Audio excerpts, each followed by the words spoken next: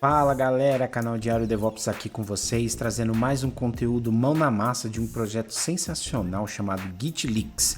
Ele funciona verificando senhas, credenciais, chave de API, chaves da AWS, GCP ou Azure, etc. foram comitadas por engano no repositório. Eu montei um projetinho com Maven e Spring Boot que simula exatamente um cenário real de empresa, quando um desenvolvedor comita credenciais no Application Properties por engano e que são depois consumidas pela aplicação. Depois eu vou rodar o GitLeaks em cima desse repositório para mostrar para vocês como ele encontra essas credenciais e senhas. E no final eu vou mostrar para vocês como colocar isso na sua pipeline para bloquear qualquer tipo de build da aplicação enquanto o segredo continuar no commit e no histórico do Git, beleza? Então, sem mais enrolação, bora lá pro terminal?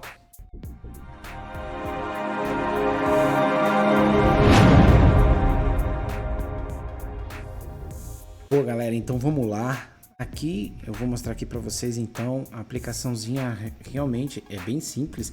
Fiz aqui, mas mostrando que ela vai ser de fato consumida ali pela sua aplicação, os segredos e tal, e como funciona mais ou menos. Vamos dar aqui um overview em relação a o Application Properties, o Java, o Maven e etc. Nada muito específico, ok?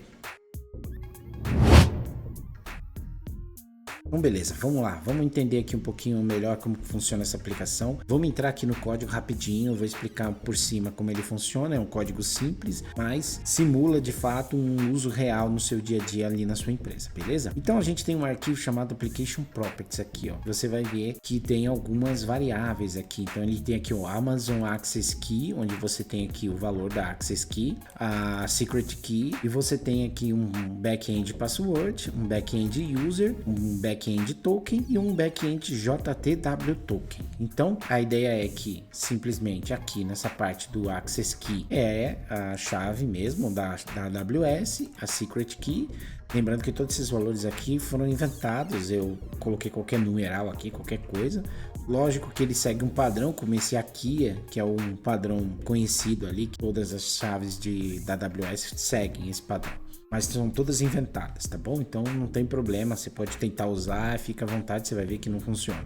Outra coisa, aqui as chaves do back-end, tanto aqui na back-end, a ideia é que no mundo real, imagine que você tem que acessar um serviço HTTP, e aí esse serviço ele pede o usuário senha, então você vai ter que mandar ali no seu payload o usuário senha, vai ter que mandar aqui uma chave de API, que seria uma token, né? Pode ver que ele começa com GLK underline API, então seria a chave de API aqui, e o JTW token é um token JTW que é geralmente quando você faz um login no sistema com usuário e senha, aí você tem que mandar um token ali. Então, qual que é a simulação? É um acesso HTTP, esse é como se ele fosse acessar, por exemplo, um S3, um bucket S3 para ler algum arquivo ali.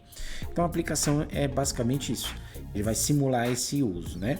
Eu tenho um Dockerfile aqui que ele basicamente faz o build dessa aplicação aqui, e aí eu tenho as classes aqui que vão consumir esses caras. Então eu tenho essa classe aqui chamada Amazon Credential Simulator, que é basicamente simulando esse acesso. Então o cara vai usar esse value para substituir lá daquela variável lá do Application Properties a Access Key e a Secret Key, lendo lá do arquivo onde tem Amazon Access Key e Amazon Secret Key. E é assim todas as outras classes também, tá? Todas as outras classes que ele precisa ler coisas do Application Properties, ele declara aqui. Por exemplo, nesse caso aqui também que ele está simulando esse acesso de uma API, ele também está declarando aqui, ó, backend.user, backend.password, .token e JTW token. E essa que é a ideia aqui, né? Então seria, por exemplo, ele acessar aqui esse partners interno exemplo e aí passando o usuário, senha e uma token. Basicamente isso, tá? Eu não vou explicar a classe tintim por tintim, porque é basicamente um acesso API, de uma API, tá? Esse trecho aqui. E o trecho aqui do simulator é como ele simulando, como se ele estivesse acessando ali, usando a classe de um S3 e acessando ali um bucket para ler um arquivo ou salvar um arquivo. Simplesmente ali classes ali de testes ali como se fosse de fato um acesso. E como que isso acontece na prática? Isso realmente pode acontecer porque um desenvolvedor ele pode usar isso daqui para fazer um teste se a aplicação dele está funcionando antes de enviar lá para o seu servidor, lá para o seu repositório. Então ele pode vir aqui e usar as credenciais dele, uma senha que ele tem, uma chave de API para fazer um teste ali se a aplicação dele está fazendo aquilo que ele deveria fazer. Só que no final disso ele deveria substituir isso aqui por variáveis de ambiente, né? Então eu tenho um exemplo aqui no README, se você der uma olhada no finalzinho desse README aqui, eu explico como que deveria ser a forma correta. Então ele deveria passar assim, ó, no properties. São com variáveis de ambiente, certo? Então as variáveis de ambiente seriam ali trocadas durante o runner, né? Na hora que o container estiver rodando, ele vai trocar pelos valores reais e aí vai fazer o que a aplicação tem que fazer. E para o desenvolvedor pode usar isso daqui somente no momento que ele está desenvolvendo.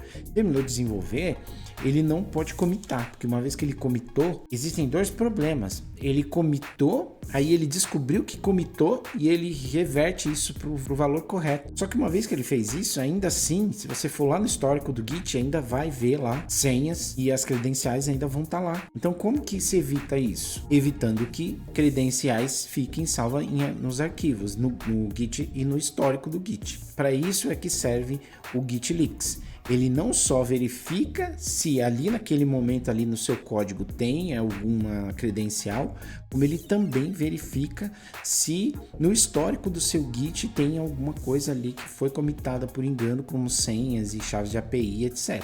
Ok?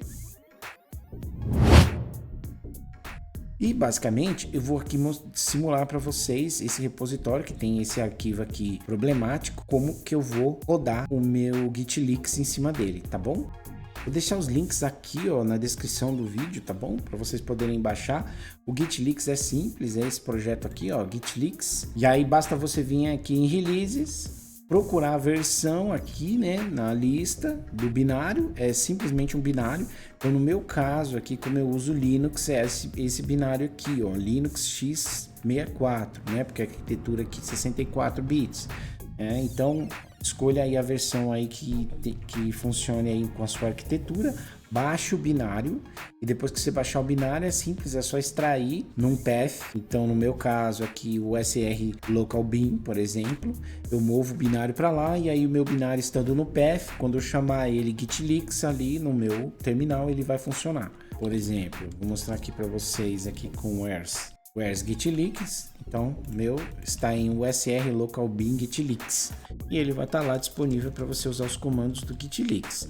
Vou mostrar aqui para vocês um comando básico que é, ele vai detectar o source aqui é onde ele vai puxar, no nosso caso é aqui, né, na raiz do repositório, aonde a gente tem o código. Ele vai gerar um report do tipo JSON e ele vai salvar aqui no path com esse nome gitleaksreport.json. E aí eu vou salvar esse report aqui agora, né? Depois que eu rodar isso aqui, ele vai gerar um report do repositório procurando ali se tem senhas, alguma coisa, e gera para mim ali um relatório com todas as secrets e arquivos sensíveis que ele encontrou. Ele achou, ó, ele escaneou 4 commits, como eu falei para você, ele escaneia também o histórico, então não é só naquele commit específico, mas ele também verifica no histórico, porque uma vez que você commitou, fica no histórico, né? Então, ó, ele encontrou 30 nesses 4 commits, tá bom? Porque quanto mais commit você faz, mais vezes aquele mesmo segredo vai ser duplicado, triplicado até você remover. Ele achou 30 ali.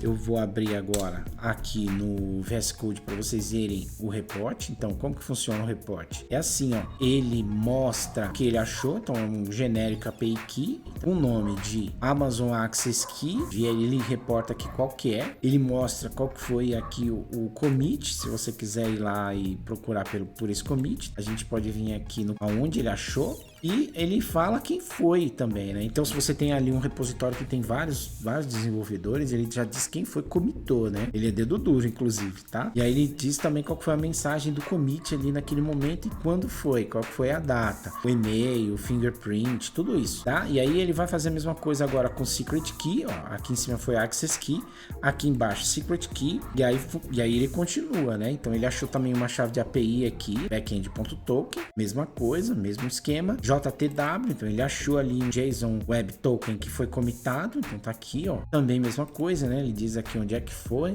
você consegue ver aqui a linha que ele achou e etc. Mesma coisa aqui, ó, ele vai encontrando, e conforme ele vai encontrando, ele vai gerando mais e mais. Aqui tá repetido porque aqui já é um outro commit. Que nem eu falei, conforme você vai aumentando os commits ali, vai commitando mais coisas, ele vai aparecendo mais vezes ali. Então, por exemplo, eu posso pegar aqui agora, vou dar um save nesse cara, eu posso commitar esse cara agora, que ele gerou mais reports aqui, né? Vou colocar aqui teste de commit.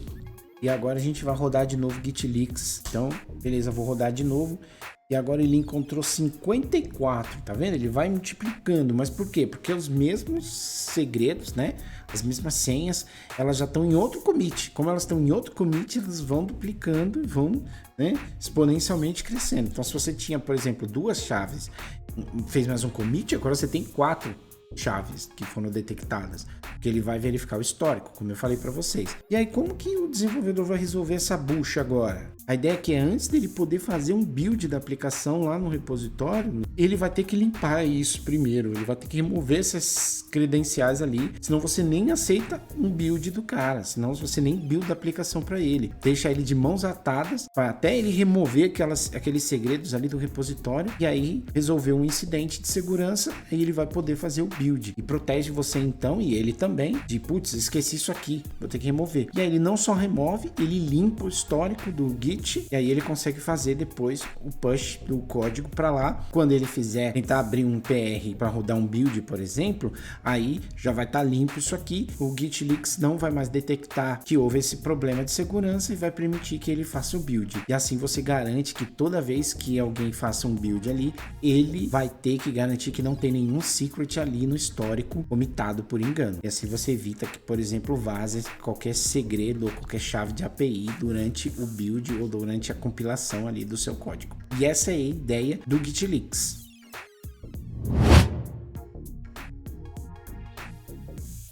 Boa, galera, então agora vamos falar um pouquinho sobre o projeto do Git Leaks pro Action do GitHub. Olha que incrível os caras. Além de você ter o binário na sua máquina para validar ali se você tem alguma secret ali, alguma coisa sensível ali rodando na máquina, você também pode validar ali dentro do GitHub. Existe um action já automático da própria GitHub que você pode incluir ali na sua pipeline para evitar que qualquer pessoa consiga continuar um build, por exemplo, se ele não remover os secrets. Então essa é a ideia que eu vou mostrar agora para vocês. Então eu criei aqui esse arquivo GitHub Workflows, né? Mamão com açúcar. Existe um action já criado por eles, né? Que usa o Git Leaks. Esse cara aqui, ó, eu vou deixar aí, né, o repositório aí na descrição para vocês poderem usar simplesmente essas linhas aqui. Então, o que ele vai fazer? Ele vai rodar o Git Leaks ali no seu repositório e vai procurar se tem alguma coisa ali naquele repositório. Se tiver alguma coisa ali, algum commit que teve senhas ou API keys ou alguma coisa ali, ele já faz a verificação e já mostra um relatório. E aí já tem um outro step aqui na pipeline que é para ele quebrar a pipeline em caso de ele encontrar alguma coisa, né? Se o Git Leaks encontrar alguma coisa, ele quebra a pipeline. Certo? Seria, por exemplo, a gente colocar antes de um Docker build ali na sua pipeline, ele checa se o Git Leaks encontrou alguma coisa. Encontrou, ele barra ali na hora. E o cara não consegue fazer mais um push ali enquanto ele não remover aquelas senhas que ele identificou. Isso aqui é uma grande sacada, porque você remove antes do cara buildar, antes de ter uma versão, e ele vai ter que remover do histórico. Beleza, agora vamos fazer um teste aqui. Eu vou fazer uma simples mudança aqui num readme, alguma coisa, e aí eu vou commitar esse readme aqui, fazer um push agora lá pro GitHub, e a gente pode ir lá agora no GitHub. Eu vou dar um refresh aqui, vocês vão ver que tem agora a nossa pipeline aqui, ó, rodando, ó. Então a gente pode vir aqui checar a pipeline. É isso, ó, passou o Git Leaks aqui, ele verificou, aí ele achou. Então, onde ele achou? Aqui, aquele mesmo relatório que a gente viu, né? Ele achando aqui JTW, dizendo quem foi,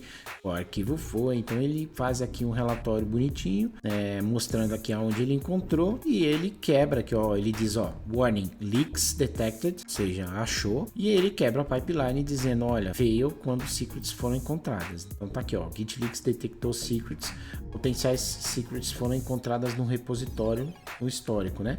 Download o artefato, E o que é isso? É o relatório, né? Download o relatório, você consegue baixar o relatório para poder ver. E olha que incrível, né? Se você voltar aqui agora no sumário aqui dessa pipeline, olha que legal. Ele mostra aqui o Git Leaks Scan Summary, mostra tudo bonitinho aqui que você consegue até dar uma olhada em que local que ele encontrou, né? Ele pega aquele relatório aqui e transforma aqui nesse sumário aqui, ó, e barra, beleza?